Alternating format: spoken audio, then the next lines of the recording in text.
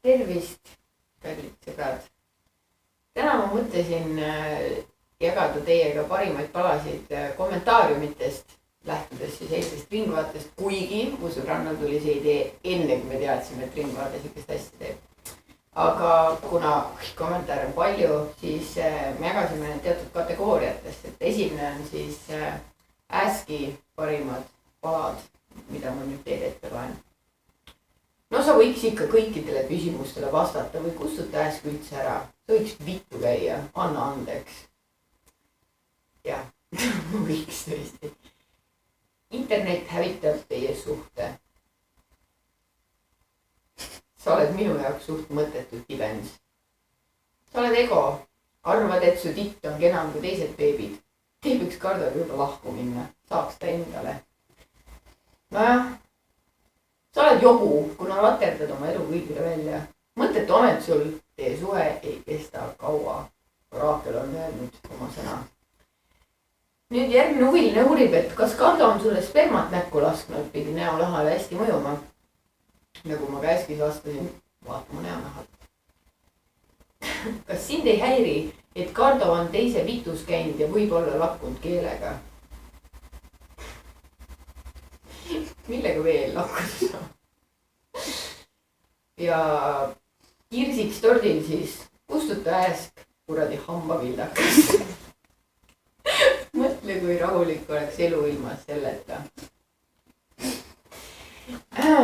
Vabandage selle naerupulsekate pärast tagaplaanil, kuigi olukord on tõsine, siis meil tuleb üks vana nali meelde tihti. Õhtulehes siis paar sükest pärli, et see pubeka tasemel lapsega tüdruk on nüüd siiagi roninud. Jesus, kuule kasva suureks ja saa üle. Ma proovin. See nii tühine ja ülbe, see oma pisikest just palju ei armasta. Lapsest kahju. Nii ta on. Ja perekool, oi, perekool. Ma saan aru nii, et see on Mallukas ise, kes siin neid, kas ma ikka meeldin teile ja palun lugege mu blogi, ma nii väga tahan kuulsaks saada teemasid treib. Ma olen nüüd pastel siin selgelt. Seda ma nüüd päeva läbi teen perekooli. Kõik need teemad, palun lugege mu blogi. Aga näed, on tulnud lugema. Nii palju kui Delfist lugenud olen, siis minu arvates on tegemist ühe võrdlemisi kitsarinnalise ebameeldiva Ossi Mimmist Drama Queeniga. Tema huumor mulle üldse ei sobi ja need üksikud väärtused, mis meil paistavad kattuvad, väljendab ta nii lavasel ja üleoleval moel, et päris piinlik on lugeda. Et siis mina tema blogi ei loe. Kuidas sa siis tead seda kõike, kui sa blogi ei loe? Raakel. Ja lõpetuseks, see arvamus läheb küll vingumise teema alla, aga hääl on tal ju täiega ära joodud. See arvamus esimene, kes nii arvab, nii et võib-olla ongi, aga Delfis siit. Blogi ole kaastunne, et sa mõne sõbra või sõbranna ka leiaks, siis poleks ainult ninapidi netis ja ei materdaks teisi ning et sinu lapse kasvataks üldse keegi teine senikaua, kuni sa kibestunud oled. Sellised tuletavad mulle meelde, miks mina võin oma nahas end hästi tunda, olenemata sellest, et koolitee ei läinud nii libedalt kui teistel. Kahjuks ei näe praegu seda kommentaari, aga on näha mõningatest märkidest, et koolitee tõesti ei ole väga libedalt läinud, sest tema klaviatuuril ei ole, võib-olla tegelikult asi ei ole koolitees, võib-olla on asi klaviatuuris, et tal ei ole K ja S tähte, nii et on sunnitud need asendama X-idega. Aga noh, häda ei anna narrida kahjuks. Eila oli tädi telekas, mis tekitas tõesti ebamugavust. Mida polnud, seda polnud. Soovitus autorile. Minge tagasi kooli või hankige muud moodi endale intelligentsust. Juhtusin vaatama saadet, kus te stuudios olite koos kassiga. Kohutav labasus ühe noore naise kohta. Antud kirjatükk ei talu ammugi mingit kriitikat. Tundub, et ajakirjanikuks saab ikka väga lihtsalt. Mingeid eeldusi ja oskusi omamata. Jah, aga astu kuskile toimetusse sisse ja anna takkast, nagu näha. Kirja tehnikat sa tunned ja arvuti on sul olemas. Mine ka ajakirjaniku. Hirmuga loen selle naise blogi ja mõtlen, et kui varsti sünnitan, kas ka mina muutun selliseks ülikibestunud mutiks. Väga loodan, et mitte. Kurb on lugeda neid kibestunud lugusid ja targutamisi.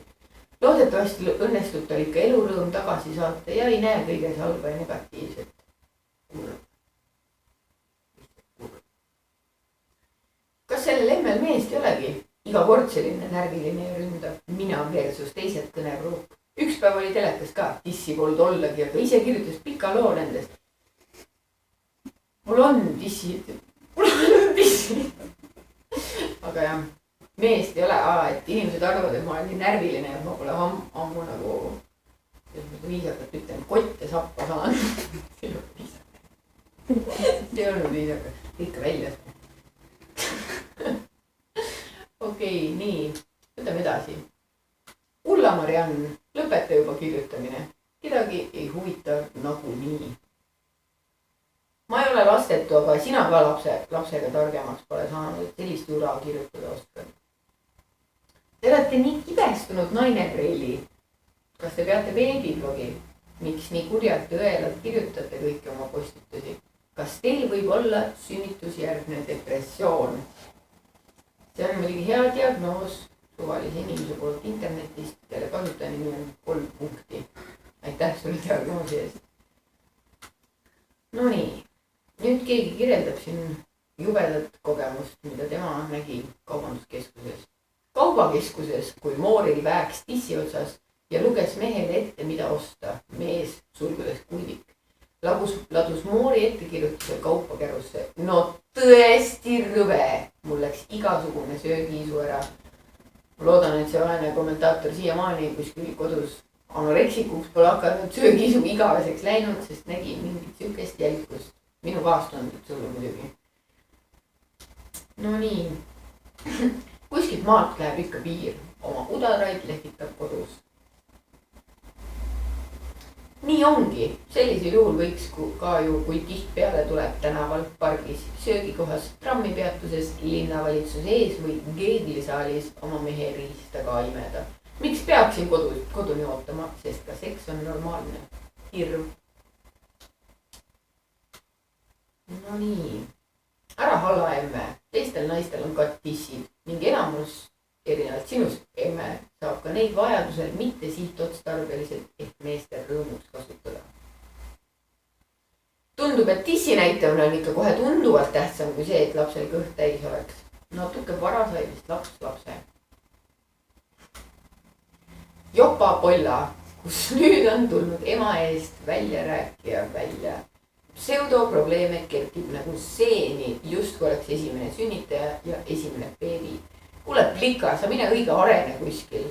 Ema mõistus küll veel tunda ei ole nendest kirjutistest ja üldse tundub, et tänapäeva naised näiksid kangelast jaoks pidavat, kui saavad lapse sünnitatud. Kasvatama last, mitte ära jõhverda mööda foorumeid. Kangelasema, kellele sa oma lapse söötmist näitamas pead käima. Kodutu oled vää. Mul suva sellest blogist ja sellest naisest. No mingil ajal neid tema kirjutisi aeg-ajalt Delfis lugesin, aga eriti viimasel ajal tundub, et Preili on puhtast sassis omadega. Tead, ei viitsin isegi lõpuni lugeda seda jama. Tirisis juba tutt ka paljaks, kellel saaks olla midagi selle vastu. See on üks hea soovitus. Mine jookseb peaga vastu seina, kui sul sitt päev on kulla blogija. Kuule sina üleolev bitch, ela oma elu ja vaata, et ise hakkama saad. Teid tuleks sundsteriliseerimisele saata. Teiesugused haiged inimesed ei peaks lapsigi saama. Mariann, ma annan sulle sama nõuande. Palun ära saa lapsi, aga kuna sa oled juba eos solvatud, siis halba ma sulle midagi ütle. Kaunist päeva, printsess, soovib mulle Jane.